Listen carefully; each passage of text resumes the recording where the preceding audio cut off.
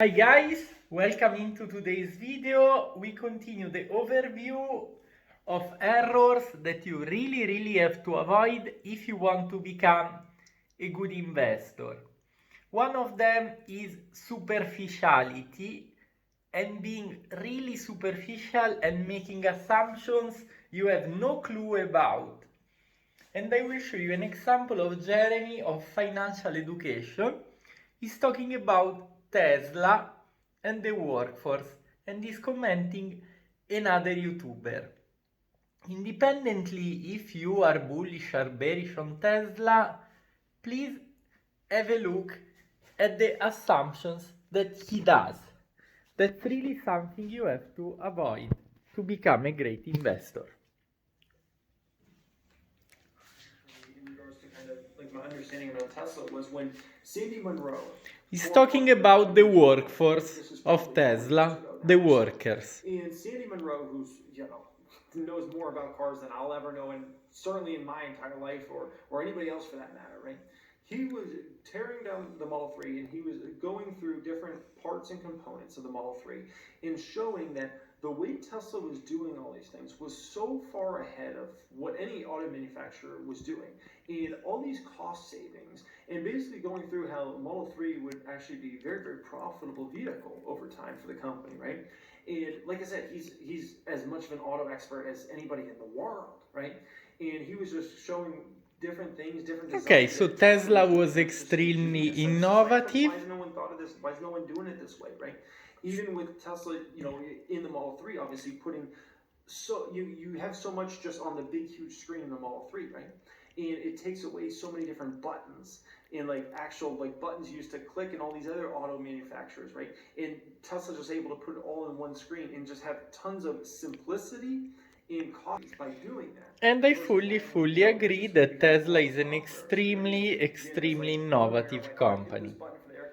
And that's fair. That's really fair. And so just Tesla outside the box in these situations.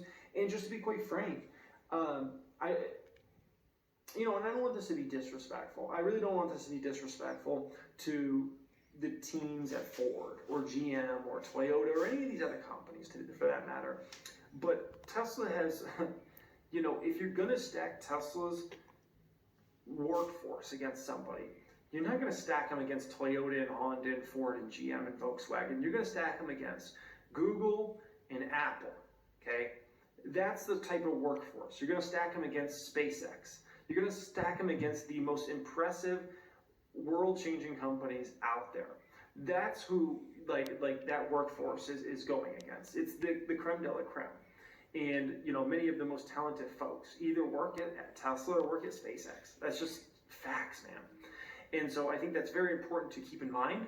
Doesn't mean these other companies don't have good workers, but many times even the good workers at some of these let's call it older companies, they don't have the leadership there to really change the game and really be innovative and be creative and do these outside the box ideas that Tesla's doing. They just don't. Even if you're somebody talented there, that's a very talented worker, many times you're not able to do what you want to do because you don't have the freedom, you don't have the leadership in place. It's not that sort of company. If you're a Tesla and you do something game-changing, that's actually okay, guys. So just let me go back on that. And that's, I think, a problem. When you evaluate a stock, I have nothing against Jeremy. I really like and I listen to his videos. But look, he's mentioning that people in General Motors or Ford are not talented as the people in Tesla, and that people that are talented engineers will go to work in Tesla or in SpaceX.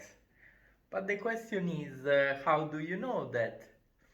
If they will receive higher offers, they will go to General Motors likely. I don't think Elon Musk is such a CEO that everyone loves so much that would reduce 20% of their salaries to work with. So probably there are engineers that are talented in all the company. You cannot you don't know. There are 1,000 engineers in Ford, in Tesla, in General Motors. You don't know them. You cannot assume that the ones in Tesla are more talented than the others. And that applies also to the rest.